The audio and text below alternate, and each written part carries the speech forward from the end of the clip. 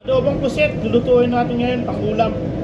Yan, i-blanch lang natin ng mga saglit. Sangkulo lang yan, tapos igigisa na natin. Ganito pala ako mag-adobo, huwag na kayong mangialam. Kanya-kanyang diskarte yan. Ayan, sangkulo lang. Tapos i-blanch lang ng ganyan, tapos i-strainer natin. Tapos itatabi natin, saka natin igigisa. Konting mantika lang para iwas sa high blood. Tapos ilalagay na natin yung bawang. Golden brown lang, okay na yan. Tapos sibuyas. Yan, konting kulo lang sa mantika yung sibuyas. Okay na yan. Sabay na natin yung bay leaf saka yung paminta. Para yung amoy niya, sabi nga nila, lalabas na. Tapos lagay na natin yung pusit.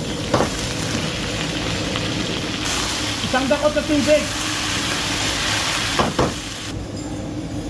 Maitim na toyo. Dark soy sauce, kumbaga. Konting asin. At iba pang pampalasa. Konting asukal para mas masagana. Mga 3 minutes ang nakulo. Pwede na yan. Ito na, matindi. Konting sipa para masarap at malasa. Saka natin lalagay yung konting suka. Bale sa huli na yan. Pero ikaw, bahala ka na dyan. Konting pampalapot lang. Okay na yan. Ayan na siya.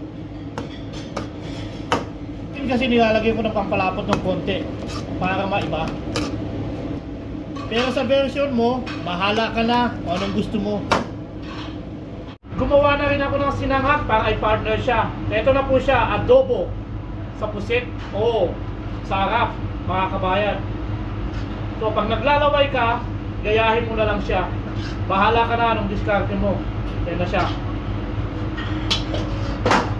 Konting pampaarte.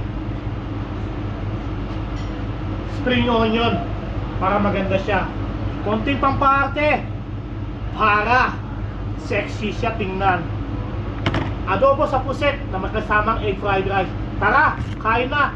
See you later, people.